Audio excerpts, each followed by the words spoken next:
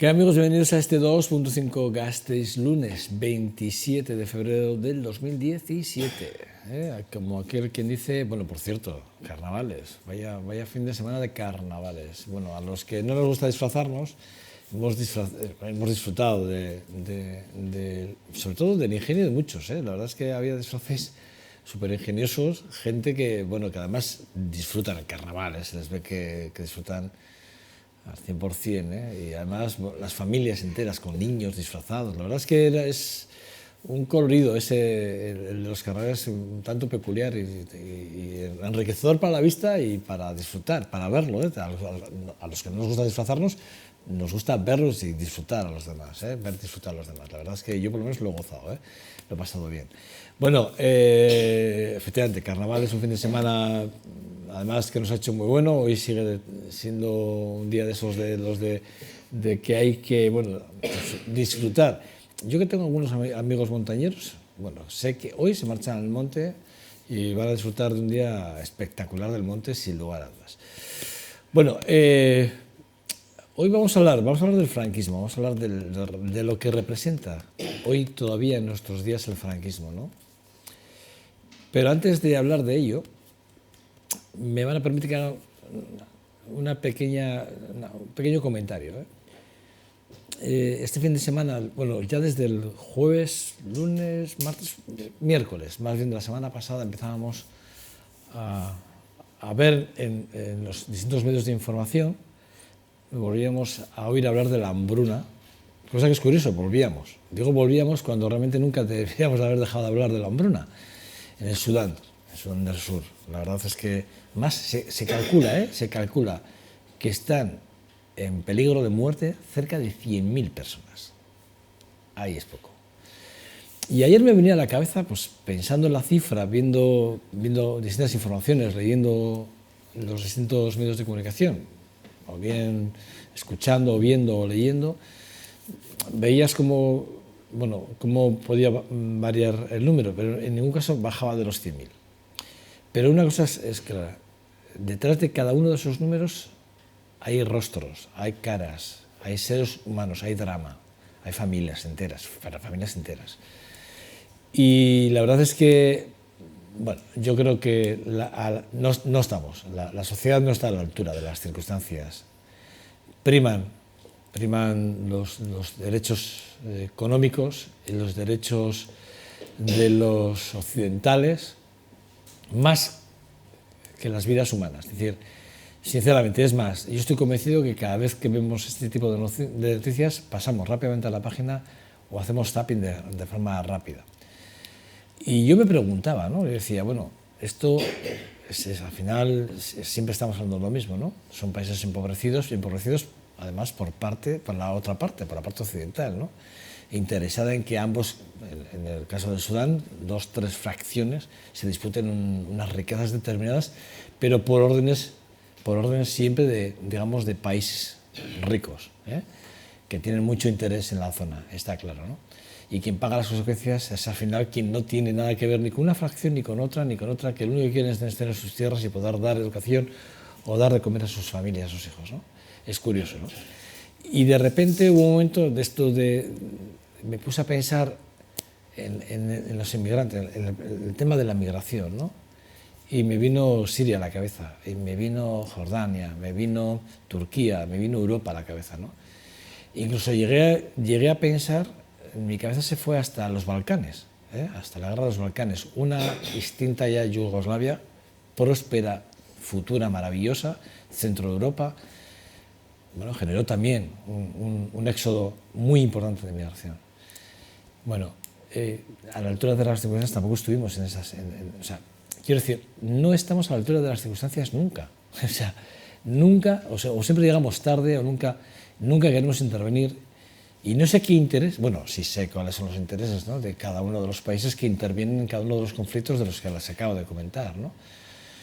Y sabemos que detrás de todo esto siempre hay un poder económico muy importante, ¿no? Porque al final todo es economía, nada es producto de la casualidad o producto de una rivalidad.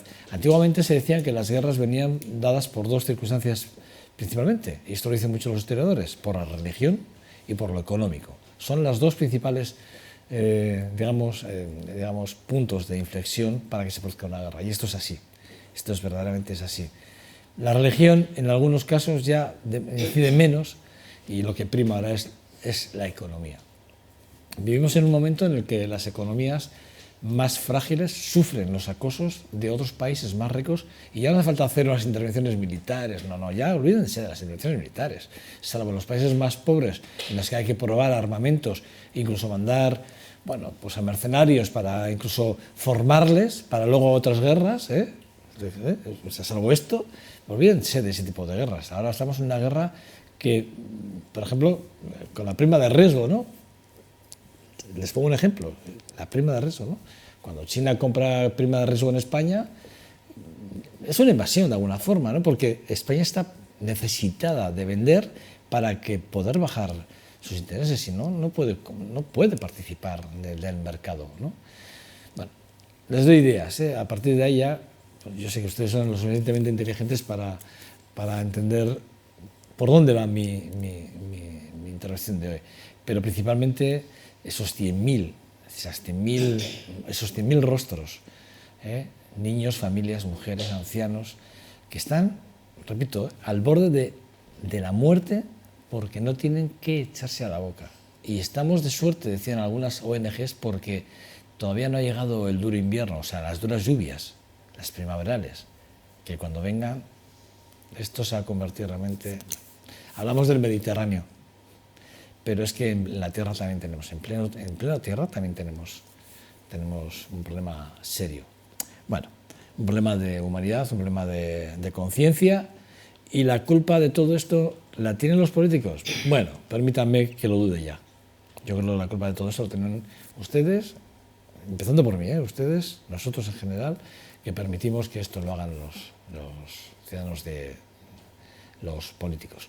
Y por otro lado, ayer más de 30 ciudades en España salían a la calle, bueno, pues pidiendo, ¿no?, esa cuota que España tiene que asumir de inmigrantes, ¿no? La verdad es que las imágenes a mí me daban pena. En algunas ciudades, cientos y pocos más. La verdad es que, bueno, no sé. Debemos hacérnoslo mirar, y esa es mi opinión. Bueno, Josu Ibargutxi, que es el portavoz de la plataforma de Vasca para la querella contra los crímenes del franquismo. Bueno, buenos días. No podía evitar hacer esta intervención, que no... Interesante. No sé si servirá para algo o no, pero ayer la verdad es que... Y es una reflexión así muy por encima. La verdad es que ayer yo hice otra reflexión mucho más profunda, ¿no? Pensando, sobre todo cuando pensaba en la entrevista que quería hacer contigo, en el cuestionario que te quería plantear, pensaba en esto, ¿no? Pensaba, joder, en esta aboriginalidad que me llegaba por todos los lados, muchísimas influencias, ¿no? No sé qué opinión te merece lo de, si me permites, ya que te aprovecho que estás aquí, lo del Sudán, por ejemplo, esas más de 100.000 personas que están a punto de morir de hambre en el Sudán por los conflictos bélicos y las injerencias europeas. Bueno. Es evidente que no solo Sudán, es toda África la que está como está gracias a las grandes intervenciones, horrorosas intervenciones de Europa, pero desde el siglo XVIII, XIX ya. Todo lo del Congo, las intervenciones francesas, intervenciones inglesas, alemanas. Ha sido toda Europa la que ha intervenido en el continente absolutamente desconocido entonces, ¿no? Y no ha intervenido justamente para mejorar las condiciones de vida de un continente evidentemente socialmente atrasado, ¿no? No, al contrario, para expoliarlo. Fueron capaces de llevarse de allí a cientos de miles de personas, de indígenas, pues como esclavos, por ejemplo, al llamado Nuevo Mundo. Y eso lo hicieron en el siglo XVII, XVIII, XIX, empezaron a llevar cientos de miles de esclavos. De manera que, bueno, como ya la esclavitud ahora mismo está mal vista, pues es otra manera de seguir esclavizando a todos esos países, de romper Sudán, de generar señores de la guerra, que campan como les da la gana, tanto en Sudán, como en el Congo, como en el Níger, como en Ruanda, como en casi todos los países, ¿no?, de África. A todo eso, si se le añade todo un verdadero problema climático, que lo tiene Sudán ya, la sequía, pues bueno, pues ya pues estamos creando lo que estamos creando, una destrucción absoluta de toda África. La verdad es que es una situación muy compleja, ¿eh? Muy compleja, pero complejísima, sobre todo porque, bueno, yo creo que el ser humano no lo tenemos que hacer, mirar, tenemos que hacer una reflexión en ese sentido, ¿eh? Yo creo claro, es que no, la seguimos haciendo, pero el gran problema es que en Europa da la impresión de que no nos sentimos culpables de esa realidad, cuando es Europa la culpable de esa realidad. Y los poderes, tanto económicos como políticos fácticos de Europa, pues ahora mismo están intentando retener toda esa avalancha de inmigración que nos viene, claro. En una época, incluso los gobiernos españoles decían que el Sáhara era España, que el Sáhara tal, Argelia era Francia. Pero ¿qué ocurre? Pues no parece que ahora Argelia sea Francia o el Sáhara sea España, porque ya no se quieren argelinos por aquí, o saharauis por aquí, o magrebís, quiero decir. Sí, sí, sí. Claro, entonces, bueno, se ha ideologizado una serie de cosas que en su día se ideologizaron porque interesaban. Acordaros lo que el franquismo decía de, coño, en las cortes franquistas había delegados, iba a decir, no, diputados saharauis con carnet de identidad en las cortes allí, con su turbante, Era España aquello, hasta que dejó de serlo, de golpe y porrazo. Los abandonan y permiten además que Marruecos invada ese país. Bueno, pues eso es lo que se ha transmitido encima pues a cantidad de generaciones aquí que ideológicamente pues han ido tragando porque de alguna manera también ha interesado, ¿no? Ahora nos encontramos con esta avalancha no solo ya de África, sino del Oriente Medio, de bueno, pues Siria, Irak, e incluso de otros países, y ya estamos teniendo un verdadero problema. Problema serio. Pero terrible. Bueno, 81 años, desde que se inició ahí en el 36, 81 años creo que cumplimos este año, ¿no? Si no me fallan las cuentas, 2017, 36 Ahora, el 18 de julio será 81. 81 eso es. Si tú haces una memoria, o sea, porque tú además, tú has estado en la cárcel, condenado, y además me gustaría que lo contases, ¿no? Pero si tuvieses que hacer esa mirada retrospectiva, ¿no? Para llegar hasta nuestros días, ¿en qué hemos cambiado y en qué no hemos cambiado? ¿Y cuál es el futuro que tú le ves a la España más actual? Son preguntas de mucho peso y dan para mucho. Hombre, evidentemente hemos cambiado, afortunadamente, ¿no? Hay bastante más sensibilidad hacia algunas cosas. Sigue habiendo un franquismo sociológico que no hay que ocultarlo, porque además no se entienden determinados comportamientos, sobre todo electorales, que todavía se dan en este país, ¿no? Pero yo sí creo que hemos cambiado, y a bien, hay un nivel mayor de conciencia del gran disparate que fue aquel golpe militar. Pero fíjate, estás diciendo mayor conciencia, pero Sí. En 81 años, o sea, somos muy jóvenes por lo que entiendo, ¿no? Muy jóvenes. Claro, pues es que, a ver, las historias desgraciadamente aquí tienen que pasar a veces hasta un par de generaciones para darte cuenta de las burradas que se han hecho anteriormente, ¿no? Entonces, bueno, pues aquí estamos, imagínate, pues 81 años, estamos casi en la cuarta generación, ¿no? De lo que ocurrió a nuestros abuelos o padres, en mi caso al menos a mis padres, ¿no? ¿Por qué ocurrió eso? Pues es evidente por qué ocurrió, porque en aquel momento la situación de la república más avanzada de toda Europa, la Segunda República proclamada aquí, curiosamente en Eibar, en el año 31, fue la república terminó en 5 años de vida que se le permitieron solo, hizo cosas socialmente de mucho avance, incluidos los derechos de la mujer, la primera vez que se establecen los derechos de la mujer en el año 33. De manera que la República avanza mucho, incluso avanza a nivel económico con fuertes reformas agrarias, etc. Intenta atacar a esa España de terratenientes oligárquica horrorosa que bien, pues claro, por esos ataques son los que la echaron por tierra, quiero decir. se organizó la derecha, se organizaron los terratenientes, se organizaron los grandes oligarcas y prepararon el golpe militar, claro. Y lo llevaron a cabo, aunque creyendo que iba a ser un paseo de 15 días, Mola lo casi le odió en Navarra, ¿no? Y aquí también en Álava. Pero les costó 3 años. Les costó 3 años, pues afortunadamente, porque hubo una resistencia popular que se organizó inmediatamente, y así todo les costó 3 años, a pesar de la gran ayuda de la Alemania nazi y de la Italia fascista, porque sin esa ayuda Franco se queda. Recientemente, pero como 1 mes o 2 meses, en algún sitio he leído que están saliendo estas cosas ahora, ¿no? Cuando se abren algunos archivos.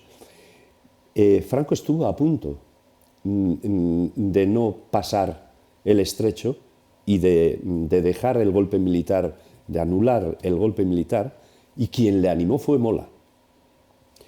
Parece que hubo una conversación telefónica cuando Franco vio que el golpe militar no salía victorioso en las grandes ciudades, sobre todo en Madrid, se organiza la resistencia, Cataluña, etcétera.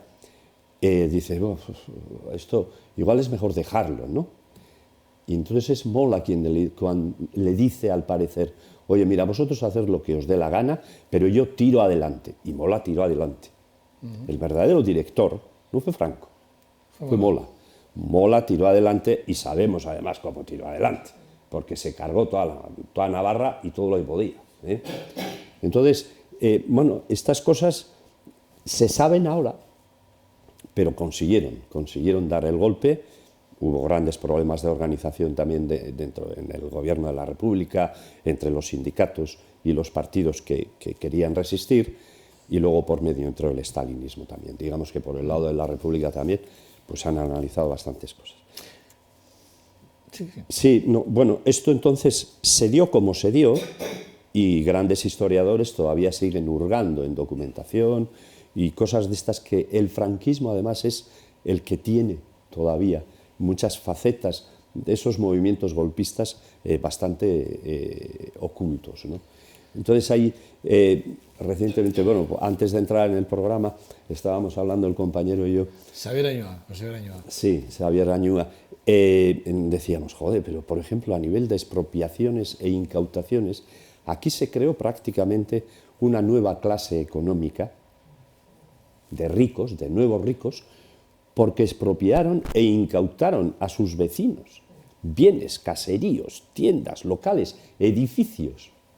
Gente que de la noche a la mañana se hizo rica, pues quitando a quienes apoyaban la República o a quienes ya estaban fusilados o muertos, pero quitándoselo todo, absolutamente ¿Grandes todo. apellidos?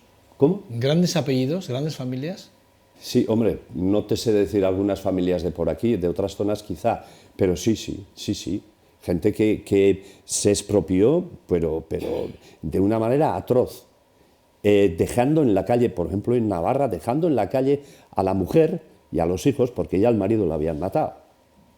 Y le quitaban casas, caseríos, ganado, lo poco que pudieran tener, ¿no?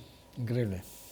Y las materias primas que fueron adjudicando a las familias adictas a Ugarte, por ejemplo, Ugarte, el constructor navarro, que ahora todavía pues, algunos le homenajean, Ugarte se quedó con todas las contrataciones de obras públicas, pero al día siguiente del golpe militar, ¿no? Increíble. Claro, tú no solo lo has vivido, evidentemente, porque comentabas abuelos, en ese caso padres también, evidentemente, pero tú también fuiste parte de las consecuencias. ¿Cuántos años estuviste en la cárcel? 9. 9 años en la cárcel. Yo soy de la generación siguiente a los perdedores. Mi familia también fue una de las perdedoras. Y pues eso, pues la juventud de los años 60 es la que empieza a organizarse y empezó a combatir ya a la dictadura, ¿no? Y en los años, yo soy nacido en el año 49, pues eso, imagínate, en los años 60, 18, 20 años, y es cuando empezamos a organizarnos. Hubo de todo, organizaciones desde el Partido Comunista, anarquistas, etcétera. También nace lo que luego terminaría siendo ETA, ¿no? Y entonces pues me tocó militar ahí y pues en la militancia me tocó también ir a la ¿En cárcel. la quinta o en la sexta asamblea? Es que no, En la sexta. En la sexta, es que no recordaba bien si era quinta o sexta. Bueno, en la época en la que yo voy a la cárcel no existía quinta ni sexta. La sexta asamblea se da en el año 69, yo ya estoy en la cárcel, Sí, en estás en Burgos. la cárcel. Sí, efectivamente. Estoy en Burgos, viví todo el proceso de Burgos Sí, dentro, correcto. en la cárcel. El proceso de Burgos fue en diciembre del 70. Y la sexta asamblea se da entre el 69 y 70. Y en Burgos, en aquella época, todos los que estábamos presos tomamos una posición clara hacia la sexta asamblea, que empieza a cuestionar ya la actividad armada como elemento central de actividad. Luego ya hubo derivas y tal, ¿no? Pero bueno, sí. Que es lo que ya hoy se conoce por la organización terrorista ETA como tal. Sí que es verdad que hay un antes y después de la ley de amnistía del 77, pero sí que es verdad que hay un punto final. Punto final para muchos no existe el punto final, evidentemente para el gobierno sí, para el gobierno nada más que la instaura por entonces, pero para el resto no. Yo te he leído, cómo es tu caso, y además me gustaría que lo contases, cómo es tu caso, porque a ti te amnistían, pero te resulta que te amnistían antes de la aprobación de la ley. Y es una cosa que es curiosa, que me gustaría que lo contases porque es para que se vea claramente que esa ley de punto final no existe como tal, que antes ya de forma premeditada ya se estaba pensando eso es. Fue un pacto político. La amnistía como tal, le llamaron a la amnistía a la ley 4277 del 15 de octubre del 77, pero bueno, si yo el 1 de octubre ya salía amnistiado, ¿no? El 1 de octubre yo y otro montón de compañeros salimos, personalmente a mí me tocó salir desde la prisión de Puerto de Santa María, la vieja además. Y cuando leí el papel, se dice, tal, puesto en libertad por amnistía. Muy bien. Hubo pequeñas amnistías, todas conseguidas por la presión social que se estaba dando aquí, porque había unas movilizaciones increíbles, sobre todo en Euskal Herria. No solo en Euskal Herria, pero sobre todo en Euskal Herria. También mucho en Madrid, en Barcelona, Valencia, en Andalucía, ¿no? Y gracias a eso, porque estaban obligados, el gobierno de Suárez estaba en aquel momento obligado, porque la presión social era tan grande en la calle, habían muerto cantidad de manifestantes ya desde el 76, estaba la presión de los asesinatos de Atocha en enero del 77, había una presión social muy fuerte y el 1 de abril nos sacaron, aunque ponían amnistía, pero la ley de amnistía, que era efectivamente en el momento en el que deviene ya en ley de punto final, es cuando el franquismo consigue que por haber escarcelado prácticamente a unos, voy a decir, unos 200 presos políticos que todavía quedábamos, porque sí es cierto que a raíz de la muerte de Franco desde el 75 hubo pequeños goteos de gente que iba saliendo. Entonces, en octubre del 77, con esa ley, lo que se sacraliza ya para el franquismo es la ley de punto final. Esto es el perdón absoluto de 40 años de dictadura, aparte del propio golpe militar, contra una república legítimamente formada y democráticamente erigida, ¿no? Entonces, bueno, ahí es cuando el franquismo dice, bueno, esta ha sido la mía. De hecho, todo el aparato franquista, toda la estructura franquista, la judicial, la militar, la represiva, la administrativa, todo eso pasó, sin solución de continuidad, pasó a la llamada democracia. Esto, claro, esos son, digamos, las consecuencias de una falta de verdadera ruptura democrática. Las razones de eso, históricamente, pues podemos decir, bueno, cuidado, había ruido de sables, cuidado, porque igual los militares hubieran... De hecho, lo intentaron, hicieron una intentona bastante esperpéntica luego con Tejero, un 23F, ¿no? Pero bueno, eso se puede analizar, pero lo que sí es claro es que con la movilización social que entonces había y el arraigo que había de las fuerzas políticas y sociales democráticas, la prueba está que marzo del 76 en Vitoria no fue ninguna tontería por parte de los franquistas también, hicieron todo lo que hicieron aquí, justamente para intentar frenar ese movimiento social en todo el Estado. Vitoria fue un ejemplo de Fraga Iribarne y de todos los demás para decir, como sigáis por aquí, mirad lo que puede pasar, ¿no?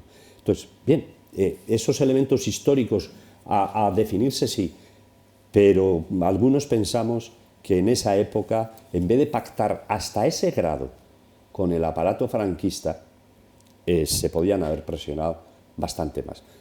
Es cierto que Europa también tenía bastante miedo del desbordamiento que se pudiera dar aquí. Teníamos la Segunda Guerra Mundial también, ¿eh? La Segunda Guerra Mundial también. No, claro. un año antes. Un año antes, en el año 74, un año antes de morir Franco. En Europa ya, sobre todo Alemania, Willy Brandt, toda esta gente, también Francia, pero en Europa tenían bastante miedo. La Revolución de Portugal del año 74 fue un susto para Europa. De los claveles.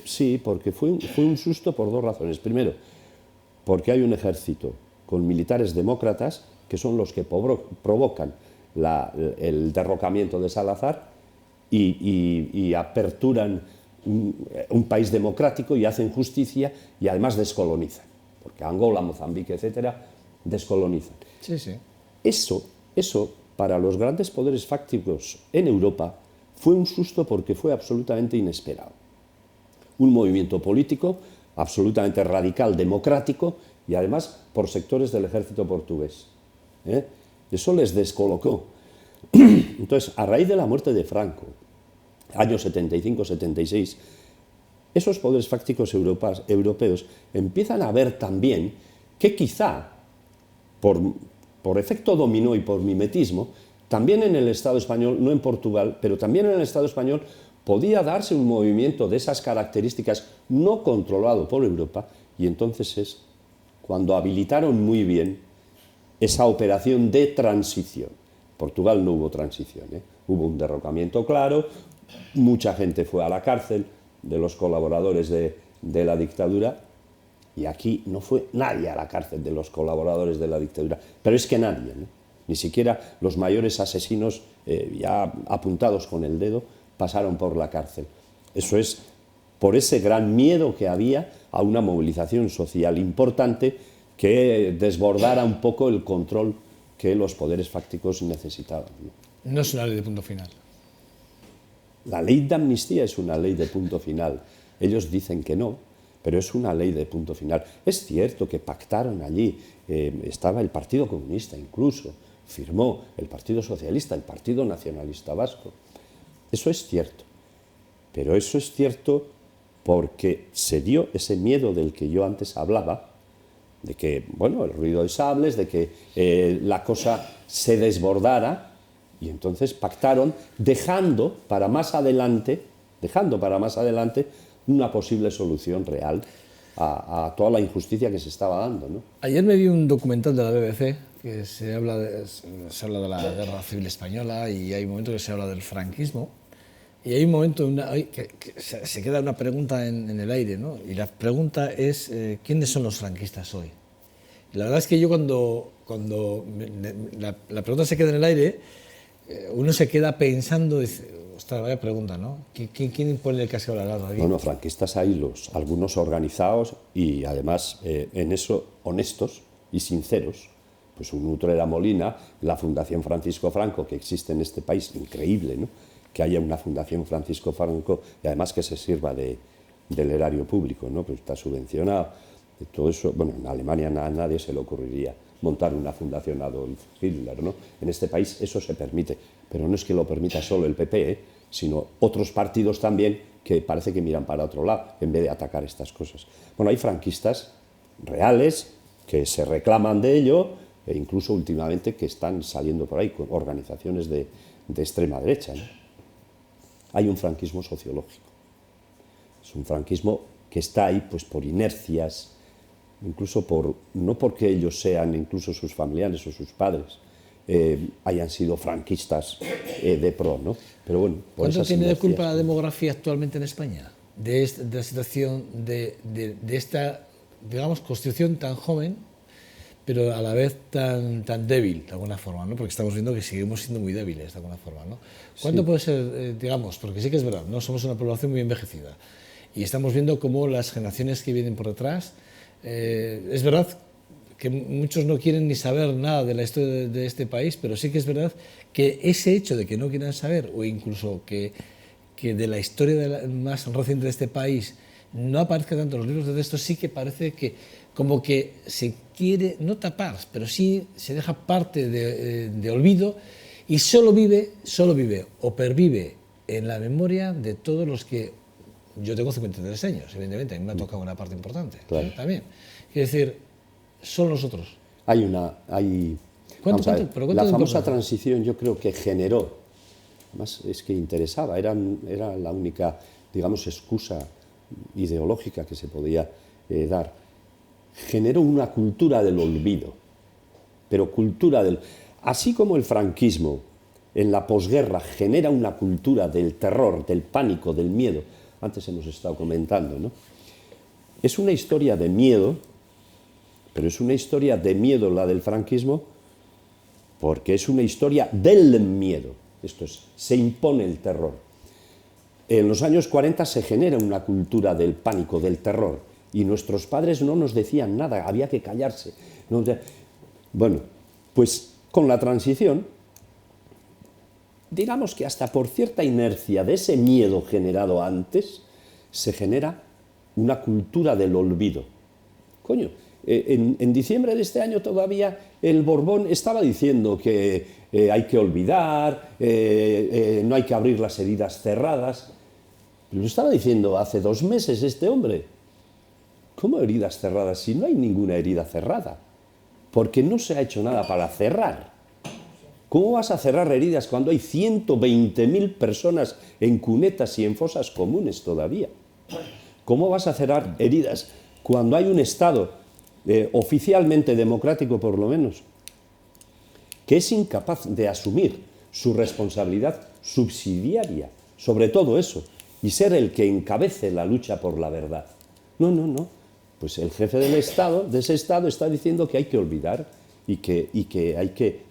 Bueno, pues esa cultura del olvido es la que también ha generado, pues eso, en las siguientes generaciones también, bueno, pues hay que olvidar, y los padres también, y los chavales hoy tampoco pueden saber muy bien lo que fue el franquismo, no solo Franco les suena, lo que fue el franquismo, porque en las escuelas, en la historia de España y sobre todo de los últimos 40 años, no se está explicando muy bien, porque entre otras cosas, la Real Academia de la Historia en Madrid, hace unos años todavía lanzaba textos hablando de que, hombre, Franco, pues la dictadura, no te creas, fue un hombre un tanto autoritario. Todavía no sé, sí, todavía... Claro, entonces, con esa cultura del olvido, lo que claro, interesa mucho a los poderes fácticos de aquí, que siguieron estando en manos del franquismo, pues hicieron todo lo que pudieron, hicieron muchas cosas para que, bueno, en la educación, en la transmisión cultural en las familias y todo eso, pues se fuera dejando atrás.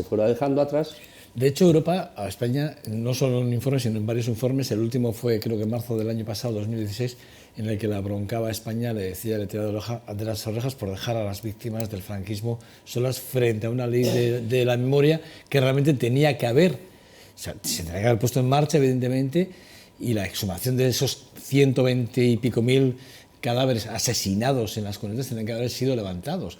Pero Europa mismamente le tira de las orejas. Europa no solo Europa, Naciones Unidas, los relatores especiales para España de Naciones Unidas, 2 en concreto, Pablo de Greiff y Ariel Dulitsky, sí, en septiembre del 2014, va para 3 años ya, en la 27 sesión de la Comisión de Derechos Humanos de Naciones Unidas en Ginebra, donde me tocó estar, emitieron un informe con más de 60, ellos le llaman recomendaciones a los actuales gobiernos españoles. En todas esas recomendaciones hablan de necesidad, asignaturas pendientes del gobierno, que son esas 60, de conocer toda la verdad, de exhumar, de eliminar o como mínimo revisar la ley de amnistía, de hacer justicia real, efectiva. Pablo de Greiff, y además argumentaba claramente en su informe a Naciones Unidas, está ahí escrito, está allí, decía, la ley de amnistía, por ejemplo, tiene que ser revisada porque es el único país en el mundo que ha amnistiado hechos previamente no juzgados. Esto es, Cierto. la amnistía, ¿cuándo se aplica? Cuando ya hay un reo, hay una persona, primero juzgada, imputada, juzgada y condenada. Entonces es cuando la amnistía se considera. Nosotros sí salimos, en ese sentido, sí salimos amnistiados. ¿Por qué? Porque habíamos sido juzgados y condenados por un régimen que en principio no lo podía haber hecho, pero... muy bien. Pero, ¿qué franquista ha sido previamente juzgado y después condenado para ser amnistiado? Nadie. Nadie. Y Pablo de Greiff en el informe dice claramente las amnistías se aplican a posteriori, nunca a priori. Por tanto, vamos a juzgar el franquismo, vamos a ver a quienes condenamos y luego se les amnistiará. Igual hay que amnistiarles. Tampoco se trata de venganzas aquí. Franquismo hay, franquistas hay, vivitos y coleando. Por ejemplo, la jueza Servini ya ha imputado a 17 o 19, entre ellos ministros, ¿no? Entonces, esos señores, ¿por qué no permiten que sean juzgados? No lo permite el gobierno de España. Porque porque existe la ley de amnistía, pero ¿cómo se les va a amnistiar a estos señores si previamente no han sido? Es imposible. Una cosa es verdad, que dentro del listado de los gobiernos que no establece el tema de la reparación, bueno, la verdad sobre las personas desaparecidas incluye Armenia, Azerbaiyán, Chipre, Georgia, Irlanda del Norte, Rusia, Turquía, Ucrania, los Balcanes occidentales, que he hecho yo mi alusión al principio, y España. Esos son los países en los que ahora mismo se pone, se centra el asunto. Pero sí que es verdad que, por eso decía que estamos ante una sociedad muy débil, ¿no? Democráticamente débiles. Es decir, porque no estamos exentos de que mañana a nosotros nos pase lo que pasó, como bien decía yo, en los Balcanes occidentales, ¿no? De alguna forma. No estamos exentos. De hecho, fíjate, una democracia como la Yugoslava, fíjate dónde ha llegado, ¿no? Fíjate dónde estamos. ¿La ley de memoria histórica para qué ha servido? Para nada. Perdón. Ha habido personas que se han beneficiado, personas que estaban absolutamente ninguneadas, y ha habido gente pues, que sí ha sido reparada.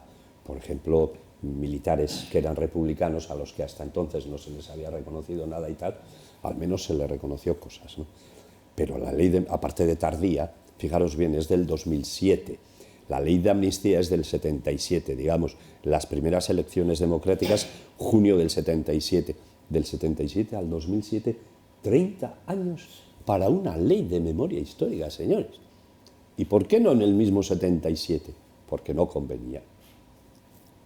En el 2007, al cabo de 30 años, gracias al gobierno Zapatero, también el PP en ese caso estaba en contra, pero bueno, sale la ley de memoria histórica, pero la lees y el Estado no se atribuye ninguna responsabilidad. Bueno, de hecho, hoy está a cero de presupuesto. Una ley de memoria histórica sin presupuesto económico no sirve para nada. Lo tuvo en el primer gobierno de Zapatero, pero Mariano Rajoy lo ha ido dejando, vamos, la ha ninguneado. Y en principio es una ley de obligado cumplimiento, ¿no? Para cualquier gobierno. Eso es de cajón. Bueno, pues no. Y encima en la ley, si la lees, pues prácticamente sigue recomendando a los movimientos, a las ONGs y movimientos sociales memorialistas que sigan trabajando, por ejemplo, en la exhumación. Ellos no van a exhumar, el gobierno no asume ninguna responsabilidad en exhumaciones. El gobierno no asume ninguna responsabilidad en la eliminación de la simbología franquista. Dice que, bueno, que los ayuntamientos allá donde vean, ya ves tú, al cabo de casi 10 años de esa ley, sin casi, es del 2007, bueno, pues al cabo de 10 años hay cantidad de sitios todavía que la simbología franquista se mantiene y hay alcaldes que además están en contra de eliminar esa simbología franquista. ¿Qué opinas sobre Gorka Hurtara? La decisión de contextualizar ciertas calles, no quitar Mira, ciertas calles. sí. Y sin embargo, perdóname, porque por otro lado estamos viendo como dice que se quiten los yugos y las flechas de las viviendas donde todavía, con el tema de la protección oficial, de en su día y tal, no sé qué. Es que no sé si hay contradicción o no, pero por un lado pedimos que se quite eso, pero por otro lado permitimos ciertas calles, ¿no? No sé, y por un lado pedimos que se contextualice eso y no se contextualice esa chapa, no sé por qué no, por qué sí, ¿no? Vamos a ver, yo estoy de acuerdo en que se quiten esas chapas con el símbolo más atroz que era el símbolo franquista, ¿no? Esas El chapas, yugo y las flechas. eso es, el yugo y las flechas. Bueno, eso a mí me parece que eso ya hoy no significa nada. En la otra parte, es evidente que si tienes una calle que te pone General Moscardo o General Yagüe o Francisco Franco o una estatua de los elementos más preeminentes de lo que fue la dictadura franquista, pues los eliminas. También es cierto que puede haber calles, no se los ha dado aquí en Vitoria, el otro día me hablaban de Portugalete, me parece, o de Santurce, ¿no? Hay calles que si están con nombres de personas hoy absolutamente desconocidas, que sí parece que fueron colaboradores del franquismo, incluso algunos alcaldes, que no han tenido mucha significación y que por ser franquistas algunos están diciendo que se quiten. Y hay algún sector que dice, hombre, esos alcaldes el franquismo los puso, muy bien, y colaboraron de alguna manera pues, con el franquismo, pero hicieron muchas cosas buenas e importantes para el pueblo, para la ciudad, para el municipio, tal. ¿No? Yo no voy a discutir lo que cada uno de los colaboradores del franquismo haya podido hacer en la época. Si hubiera sido un verdadero criminal o un policía torturador o militares, etcétera, es evidente que sí, porque son, digamos, colaboradores directos del aparato franquista, del represivo. Pero gente que el franquismo puso allí, o concejales que terminaron siendo concejales en épocas franquistas, pero que hicieron cosas para el pueblo y que luego a alguien se le ocurre poner su nombre, o médicos, o educadores, no sé, yo creo que eso tiene que quedar en manos de cada municipio, porque es cada municipio quien conoce la historia de esas personas que no han trascendido tanto. Yo me acuerdo, yo oyendo todas las cosas que me viene a la cabeza, me viene a la cabeza la imagen de Mosé Millán. No sé si sabrás quién es Mosé Millán. Mosé Millán es la figura que aparece en la obra de Requiem por un campesino español, en el que este buen hombre, este buen cura de un pueblo, lo que hace es bautiza a un niño, lo bautiza al nacer, le da la comunión, lo casa y al final acaba entregándolo y lo acaban ejecutando porque lo entrega también.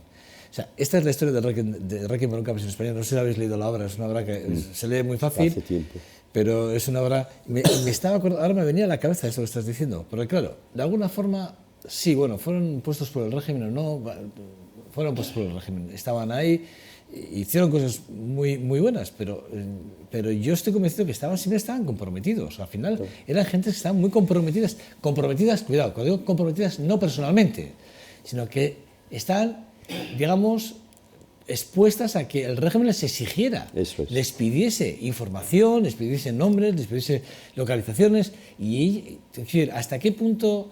Pues no sé, pues habría que estudiar cada caso. Yo, claro, es que a mí dejar una calle y decir contextualizarla, bueno, que se contextualice, pero tiene que estar muy contextualizada. Claro. Es decir, porque hasta qué punto no estuvo implicado o dejó de estar implicado. Yo cuando hablan aquí del cementerio de Vitoria, los fusilamientos en las paredes, dices, ¿y quién decidió? ¿Por qué?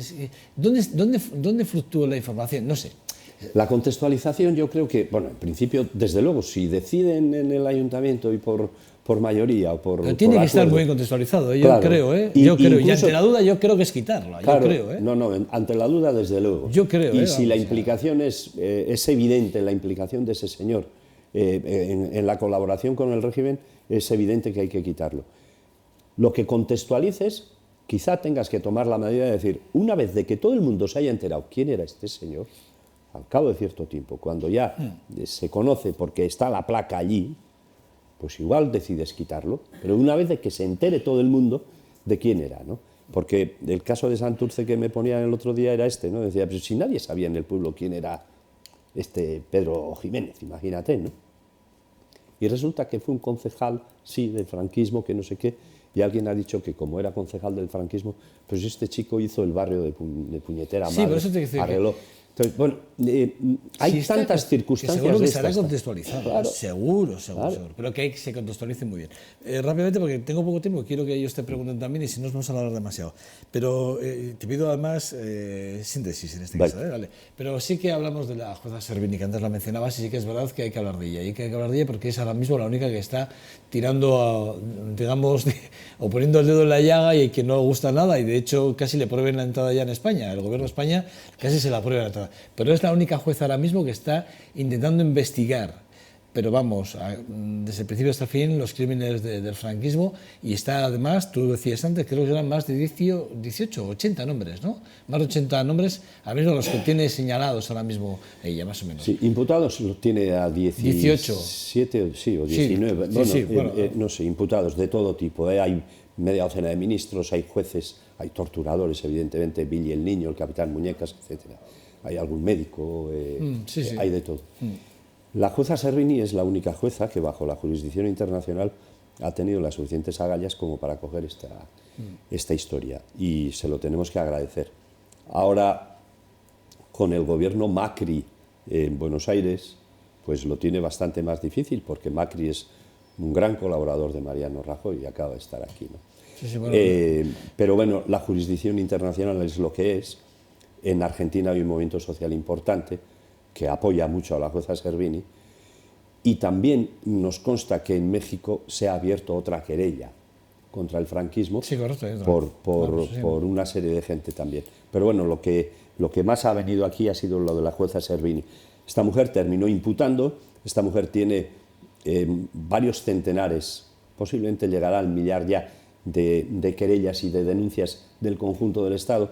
De aquí de Euskal Herria, pues habrá como unas 300 entre víctimas, digamos, individuales y también asociaciones. Y el año pasado hizo 2 intentos para venir a exhortos testimoniales y a indagatorias para sentar a Martín Villa, a Utrera Molina y a toda esta gente como imputados y interrogarles. Evidentemente, la Fiscalía General del Estado lanzó una circular prohibiendo cualquier movimiento de esta señora.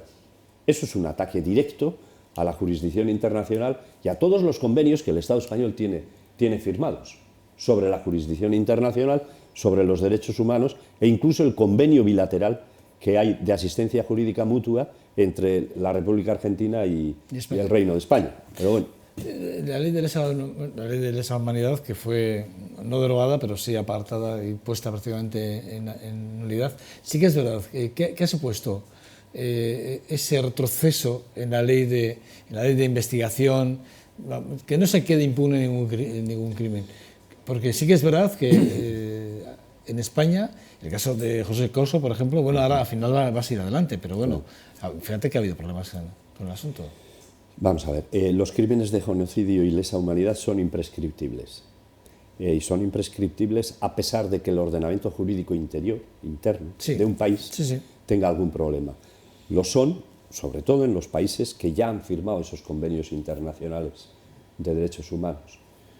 Y España lo firmó hace un montón de tiempo.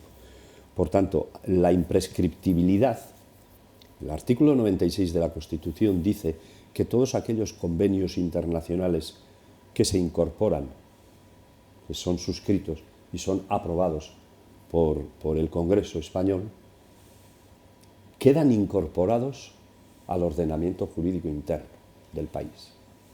Por tanto, los crímenes de lesa humanidad quedan incorporados también al ordenamiento jurídico del país. Y no sabemos por qué. Hace 15 días, por ejemplo, aquí mismo los juzgados en Vitoria, pues dicen que la matanza de Vitoria del 3 de marzo, pues que no son crímenes de lesa humanidad, sino unos simples homicidios comunes. Óigame, 5 muertos y 100 y pico heridos de bala. Si se considera que eso fue una puñetera casualidad de un régimen democrático, pues a ver dónde estamos, ¿no? Encima, la jueza echa mano de la legalidad penal del año 73, para decir que como en el año 73, plena dictadura franquista, La legalidad penal franquista, evidentemente, no reconocía los crímenes de lesa humanidad. Esta señora, en el 2017, considera que aquella legalidad penal parece que era la válida. No, échale mano tú a tus leyes de hoy y no a las leyes franquistas del 73. ¿no? Pues es una cosa como muy peregrina, y en el auto, pues bueno, de hecho, afortunadamente los letrados del ayuntamiento y de las juntas generales y diputación de Áraba han hecho un recurso impecable, de mucho fundamento jurídico, y esperemos que sirva para algo. De todas formas, sigue siendo una medida política la que han tomado. Bueno, cada día 27 de febrero se celebra el Día Internacional de la conmemoración de la memoria de las víctimas del Holocausto. Sí que es verdad que la nazi europea tuvo mucho que ver en España, evidentemente, ¿no? Sin lugar a duda. Cuando reconocían el premio René Cassin ahí en el 2015, era un poco reconocimiento, evidentemente, a una labor, a la plataforma, a una labor que hacéis, y que un reconocimiento que, no sé, muy bien valorado, evidentemente, ¿no? A una labor y a un trabajo que estáis haciendo desde hace muchísimos años atrás, ¿no? Hombre, nos alegró mucho que el gobierno vasco y el Lehendakari Urkullu y su gabinete también pues considerara que el trabajo que estamos haciendo sirve para algo, ¿no?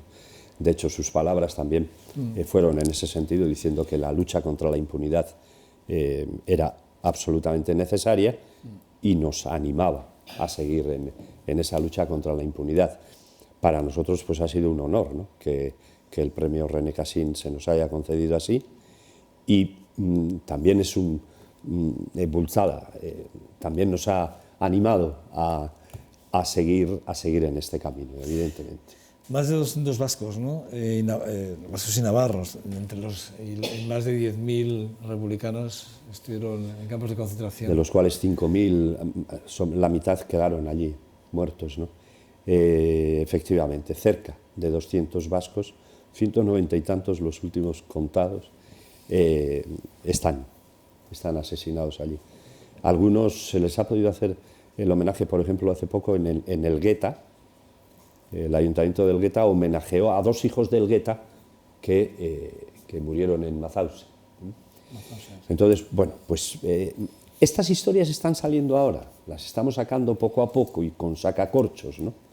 Porque también toda la colaboración con los nazis por parte de los gobiernos franquistas y de Franco con su división azul, etcétera, tapaban todas estas cosas, ¿no? Como se tapaba que gran parte de la resistencia antinazi en Francia se debió a cantidad de republicanos que, al escapar de la guerra de aquí, miles y miles de republicanos se incorporaron a la resistencia antinazi en Francia. De hecho, ha habido reconocimientos hace poco, ¿eh? Hombre, sí, bueno, hace poco ha habido reconocimiento, hace muy poquito ha habido Evelyn reconocimiento. Mesquida ha hecho un libro sobre la 9, impresionante. Que, por buenísimo. cierto, que son reconocidos en Europa y no son reconocidos en España. Claro, que eso claro. tiene bemoles. Se les olvida decir que la primera división o primer batallón que entra en París es el batallón Guernica. Sí, señor. Entonces, pero esto aquí, los gobiernos de aquí, nunca. La División Azul y homenajes todavía a generales de la División Azul se lo hicieron hace poco en Barcelona. En Barcelona, sí. Es que manda narices, ¿no? Bueno, antes de nada, Xavier, Sí. Buenos días. Ya es que me vas a preguntar, porque es que yo, la verdad es que ya lo siento. Hoy casi la tertulia la vamos a resumir prácticamente con él, si os parece, ¿vale? Por eso no os puse ningún tema ayer, porque sí me parecía que era una entrevista súper interesante y que a vosotros 4 sé que os iba a interesar. Cuando hemos hablado de los abogados, él ha comentado los abogados de Atocha, evidentemente me he acordado de ti, ¿cómo no puedes de esta forma? Pues ahora con Willy el niño también vamos a he hablar. tenido negros. Ahora vamos a hablar. Bueno, Xavier Añua, Esperanza Molina, sí. María Sorrutia y José Ramón Berzosa. Gracias a los 4 por venir. Una vez más, ya sabes que os quiero mucho. Bueno, yo creo que es una entrevista y un día para que podamos recuperar parte de nuestras memorias también, porque nosotros también tenemos que contar. Yo, por ejemplo, tendría cosas que contar que también he vivido con mi infancia, ¿no? Evidentemente, ¿no? Pero bueno, ¿qué le quieres preguntar? Una continuación, ¿no? Sí, vale, sí, perfecto. Es muy curioso que hablamos de España y los nazis y todo esto, ¿no? Pero los republicanos que se instalaron después de la guerra, la Gran Guerra, se instalaron en la zona de Toulouse y todo eso, se organizaron para que cuando la Gran Guerra los americanos dejasen, claro, todo el armamento no podían volverlo hacia Estados Unidos, había una burrada de armamento, entonces los republicanos estaban queriendo comprar todo eso para hacer una invasión de España. Y la pararon precisamente los aliados, o sea, que los americanos... Yo vivía con una familia sefardí en el año 50, que estaba estudiando en Francia, y me lo contaban ellos en primera persona, porque los israelitas habían ayudado a la compra, a la proposición de compra de todo ese armamento, y fueron los Estados Unidos los que dijeron, no, los aliados, no. O sea que no solo fueron los nazis, luego posteriormente continuó, de hecho, y es un dato que se habla un poco. Es que no interesa. Europa, al final es Europa quien mantiene al franquismo. Incluso Estados Unidos. Su famosa política de no intervención, Inglaterra, el León Blum, el Frente Popular de León Blum, y cierra las fronteras, no permite el armamento de aprovisionamiento a la República. Inglaterra, esa famosa política de no intervención, lo único que escondía era el gran miedo que había a que la República saliera victoriosa contra el golpe militar, e incluso por eso permitieron que nazis y fascistas italianos hicieran todo lo que hicieron aquí. Eso es clarísimo, y en el año 53 ya viene aquí Eisenhower ya a darle la mano a Franco. Que además nos parecía la gran hazaña que apoyan a Franco los americanos. Yo me acuerdo de aquello perfectamente. Claro. Pero lo que verdaderamente nos han... Bueno, no es que nos hayan engañado, no nos lo han contado, o sea que nos han dejado ahí como en el limbo todo lo que ocurrió. Y desde luego ni nuestros hijos ni nuestros nietos, de no ser que se cuente en casa, porque la que has comentado tú antes, en las escuelas la enseñanza no se habla de este tema para nada. Y nosotros, Dios nos libre, hablar en aquella época, porque aquello era tabú. ¿De quién hablaba en aquellos momentos de un nacionalismo o de una república? Nadie. Yo, creo que en nuestras casas se hablaba, pero, o sea, con la voz muy pequeñita, muy pequeñita. Y en muchísimos de los casos decían, no, esto no hay que ver, no, hay que dejarlo un poquito como separado para que no saliese del ámbito familiar. A mí me parece que haya habido tantas cosas, que desgraciadamente aún no se ha reconocido la traición a la República, por ejemplo, porque Franco traicionó al gobierno español y seguimos en ese... Así que, no sé. ¿Qué preguntar? Estaba escuchando, por edad, claro, yo soy más viejo que tú, o sea que... Perdón. Que soy más viejo que tú, por casualidad, como siempre, esas cosas, ¿no? A mí hay una cosa que me has destrozado, en el sentido positivo, cuidado, negativo no, es para que no... Es en algo que me has convencido, porque yo sí estoy pensando en estos momentos que en la situación actual, la cultura del olvido es cuando más fuerza está teniendo, hoy. Porque el gobierno quiere ser demócrata, pero no tiene raíces demócratas. Entonces, ¿qué está haciendo? No condena el golpe militar. ¿Cuándo lo ha condenado? Un golpe militar condenado en Europa. No lo condena. Si yo me pongo a analizar la historia que hemos padecido, yo me pongo a pensar y digo, Franco, las últimas muertes, fusilamientos de Franco, entran los Borbones a dedo, con los debidos respetos, yo a los Borbones, punto. Militares y colaboradores siguen estando. Tú has citado el 3 de marzo, yo estoy de acuerdo también en ese punto, es decir, el 3 de marzo no es que vienen aquí unos señores con la porra, sino que era la lucha sindical con otros factores y había que acallar las voces, implantar el miedo. Vitoria existía miedo. Claro, todo eso, yo pienso como tú, que hay que sacarlo, hay que escribirlo, hay que decirlo. Y en eso, alabanza total. Ahora bien, ¿por qué hoy en día la ley Mordaza no se habla de ella? Porque está preparada. La ley Mordaza la han votado en un teórico, democrático partido. Y ahí sí que están otros señores que no han padecido el franquismo. Por lo menos no lo han padecido directamente. Entonces, ¿por qué las naciones en la unidad europea hablan de nación y no hablan ya de unidad europea y tenemos un... No interesa. Las leyes cuando convienen y cuando no convienen no se cumplen. Lo has dicho tú y estoy totalmente de acuerdo. Tenemos leyes, tenemos compromisos, tenemos de todo y este país no cumple.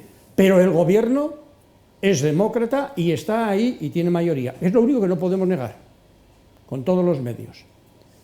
Y entonces yo me pregunto, hay que seguir por el camino que tú has dicho. Pero ¿cómo podríamos llegar a que en lugar de olvidar esa cultura del olvido, que desaparezca una ley Mordaza mañana, joder, que lo han prometido y no lo hacen? ¿Dónde están las promesas de hace 4 días? Señores de Ciudadanos, ¿dónde están las promesas? Yo no sé quiénes son esos señores. No lo sé. No lo hacen. ¿Por qué? Y otras muchas cosas. Y entonces, la memoria es para todos. Luego, si es memoria, no me pongas las cortapisas para que yo no pueda tener memoria.